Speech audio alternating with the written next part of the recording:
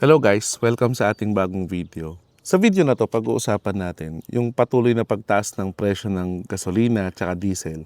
Siguro napapansin niyo sa mga news yung biglang pag-boom ng mga electric vehicle kasi sabi nila ito na raw yung solusyon sa mataas na presyo ng diesel at saka ng gasolina. Mukhang may point naman. Kaya sa video na to, pag-usapan natin saglit. Ready ka na ba para bumili ng electric vehicle? O kaya, ito na ba yung panahon para bumili ka ng electric vehicle? So, pag-usapan natin yan sa video na to. So, ready na ba kayo? Tara, let's roll! Car Talks PH, the drive of the mind. Learn as you roll, leave no one behind. Car Talks PH, your partner in the trip. Every story, every ride comes with a legit tip. Okay, sige. Pag-usapan muna natin ngayon sa part na to. Ano ba yung sulit factor? Bakit maraming bumibili ng mga electric vehicles sa ngayon? Ano ba yung mga pros and cons niyan? Well, unang pros o advantage kapag bumili kayo ng EV ngayon ay coding exempt o exempted ka sa coding. According to EVIDA law, ang mga electric vehicles at saka mga hybrid electric vehicles, kasama na rin yung plug-in hybrid electric vehicles, ay exempted sa number coding until 2030. So kung ikaw yung tipong ginagamit mo yung sasakyan mo Monday to Friday, lalo na kung nagtatrabaho ka, exempted ka sa coding. Malaking bagay yun. Unlike kapag ka naka internal combustion engine ka, yung gasoline or diesel, 4 days mo lang nagagamit yung sasakyan mo kasi coding. So malaking tulong kapag ka exempted ka sa coding. Ano pa?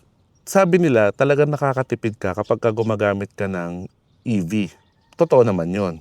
Kasi halimbawa, sa isang sasakyan ngayon, di ba, halimbawa may gasoline engine ka na sasakyan or diesel engine. Sige, pagpalagay natin gasoline engine na 120 pesos per liter ang isang litro. Tapos 10 kilometers per liter ka. So pumapatak na parang 12 pesos, di ba, per kilometer yung konsumo mo o yung magagastos mo every time na ginagamit mo yung sasakyan mo. Pero yung typical na electric vehicle na tumatakbo ng 6 km per kilowatt, pagpalagay na natin, nasa 13 to 14 pesos per kilowatt hour yung konsumo sa Meralco o sa bahay natin. Diba? So i-divide mo yan, halos papatak 2 pesos 30 cents lang per kilometer. O diba? Compare nyo yung 12 pesos sa 2 pesos and 30 cents. Napakalaking savings nun kapag kayo ay nag-electric vehicle. O, halos 1/5 lang yan kapag kayo ay naka-electric vehicle, di ba? At isa pa na advantages din ng mga electric vehicle ngayon, dati kasi kapag sinabing EV, ang mahal ng presyo. Mahina yung 1.7 million and above. Pero ngayon, may mga mura na electric vehicle, lalo na kung maliliit lang, like yung mga VinFast VF3. Diba, makakakuha ka niyan, starts at 745,000 yan. O isipin niyo yun, halos kapresyo lang ng Wigo. No? Dagdagan mo na ng konti, kasi laki din naman siya ng Wigo. Electric vehicle na siya.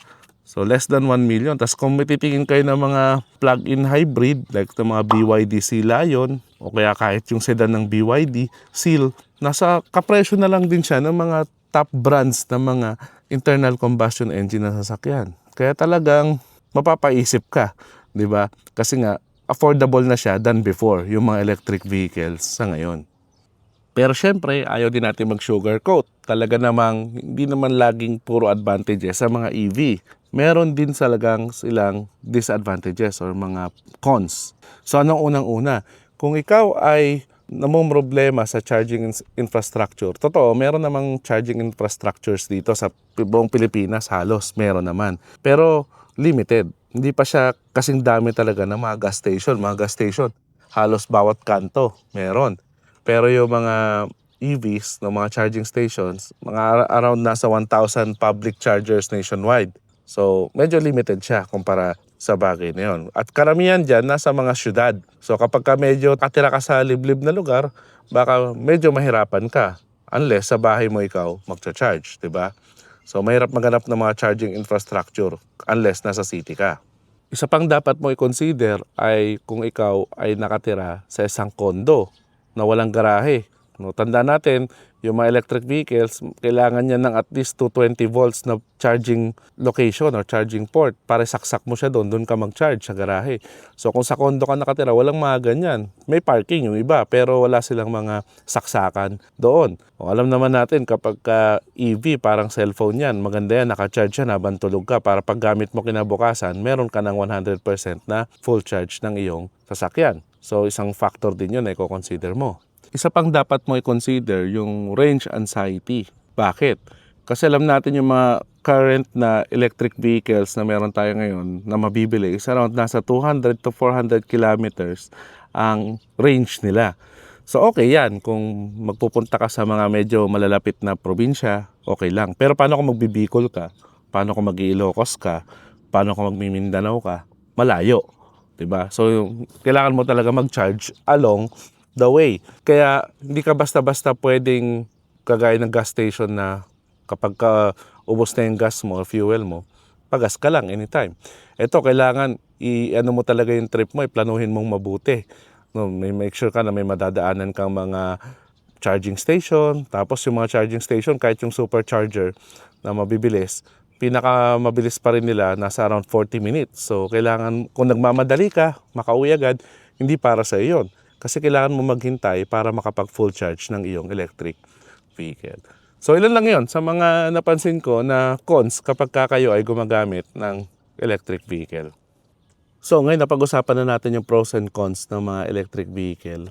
Para kanino ba yung electric vehicle? Well, kailangan mo itong ibagay sa iyong lifestyle. Unang-una, kung ikaw ay city warrior, lagi ka nasa syudad, pinangbabahay trabaho mo or pasyal-pasyal konti dito sa syudad, yung sasakyan mo, bagay sa yung EV. Kasi maraming charging station dito, maliit lang naman yung tinatakbo mo na range, kaya mamamaximize mo yung kayang ibigay na range ng EV. Mas mura siyang i-operate kapag gagamitin mo araw-araw sa syudad yung sasakyan mo. Isa pa, kung mahilig ka sa modern technology features, no, aminin natin, yung mga electric vehicles ngayon, talagang ang gaganda ng mga tech features nila kahit yung pinaka-base model yung bilhin mo. Kaya kung mahilig ka sa mga ganong features, para sa'yo yung electric vehicle. At kung ikaw ay first-time car owner din, na ayaw mo nang masyadong maraming mini-maintain, kasi alam naman natin sa mga internal combustion engines, maraming maintenance yan. May oil change yan, may mga iba't iba pang mga ginagawa, spark plug, kung gasolina, sa mga diesel, kinakailangan i-calibrate yung mga injectors niyan at iba pa. So maraming maintenance. Kung gusto mo ng less maintenance, kung tipong ayaw mo na de-delay or gusto mo magamit yung sasakyan mo, bagay sa'yo yung electric vehicle. At syempre, kung mahal mo si Mother Nature, hanggat maaari ayaw mong makadagdag sa usok, no, sa syudad o sa dinadrivean mo, bagay din sa'yo ang electric vehicle kasi alam naman natin, very green ito. No, kasi wala siyang emission. Ilan lang yan sa mga nakikita ko na lifestyle kung kanino babagay yung electric vehicle.